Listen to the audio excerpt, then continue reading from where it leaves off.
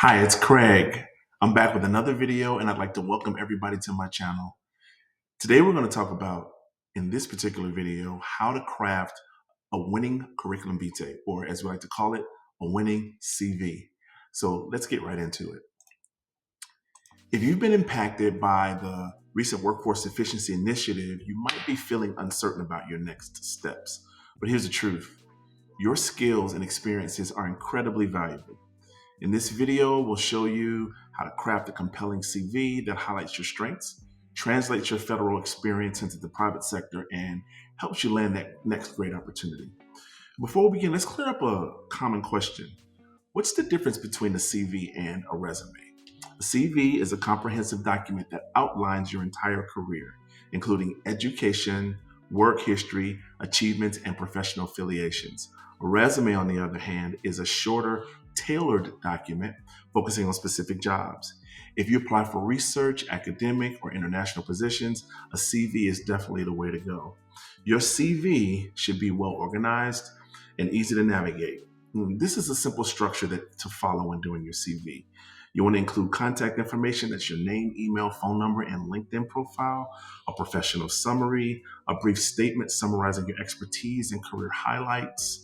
You want to include work experience, list your positions in reverse chronological order, including responsibilities and achievements. And then you want to include education and certifications as well, any degrees, institutions, and any relevant certifications that you might have.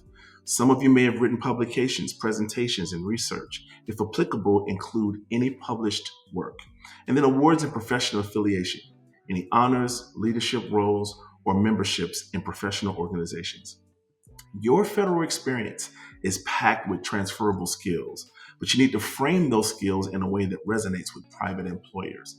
Instead of listing government specific jargon, focus on skills that businesses and private sector companies understand. Instead of saying that you manage interagency policy coordination for federal compliance efforts, for example, you want to say something like you led cross-functional teams to develop and implement policies that enhanced regulatory compliance and efficiency. Instead of saying you oversaw a $10 million government-funded project, you want to say that you managed a $10 million project reducing costs by 15% while ensuring on-time completion. Here's a tip. You want to use clear results-driven language to quantify your impact whenever possible. Now listen, employers, they don't just want to see what you did.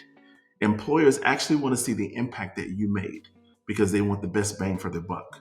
So you want to use the STAR method, which we've talked about in previous videos, which is situation, task, action, and result.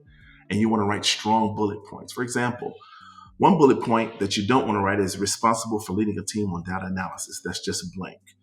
Led a team of 5 analysts to develop data-driven insights, improving efficiency by 20% is a lot better. A second example is don't just say you worked on cybersecurity initiatives. Say that you designed and implemented a cybersecurity framework, reducing security breaches by 30%. A well-structured CV increases your chances of being noticed. Follow these formatting tips. When you're doing a CV, use clear section headings, bold or slightly larger font, stick to professional font like Arial, Times New Roman, or Calibri, and keep your margins and spacing consistent for easy reading. Then you want to save as a PDF to preserve formatting when you submit the curriculum vitae online. Now, a one-size CV will not cut it. One-size-fits-all CV, that just won't cut it. But you want to tailor your CV to match the job that you're applying for. If you're applying for corporate roles, you emphasize project management, leadership, and process improvement, which applies to all government jobs, no matter what your designator. And for academic and research roles, you want to highlight research experience, publications, and conferences. For consulting and government contracting roles, you want to showcase your problem solving and stakeholder engagement experience. Before you hit submit, double check that CV for these common mistakes. You want to look for typos and grammatical errors. Use spell check and get a second set of eyes. One thing I like to use is Grammarly, which actually picks up a lot of things that you might not pick up. You want to watch out for being too generic. You want to customize your curriculum vitae for each job. Watch out for leaving out key achievements. Focus on your impact, not just your duties. And then you want to keep it clean and professional. Job searching, especially during these times, can feel overwhelming. but you don't have to do it alone, family. Here are some great resources to help you transition smoothly. One resource is USA Jobs, which is government job listings, LinkedIn Learning, which are free courses on career development.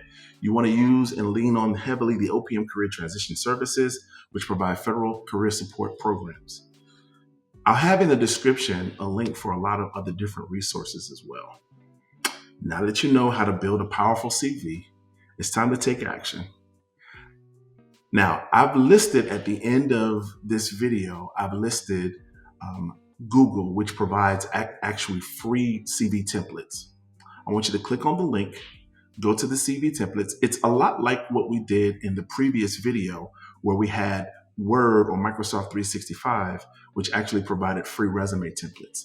Google does the same, and they also provide resume templates as well, but they provide really good and clean, basic results-driven curriculum vitae templates. And they have different styles that you can use depending on what curriculum vitae you're trying to write, what your field of experience is, and kind of what you want to do.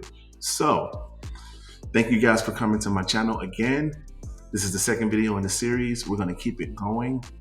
And no matter what you do, no matter where you are, and no matter what level you are with regard to your understanding of all these things and all these initiatives that are coming forth, remember to live royally and live well.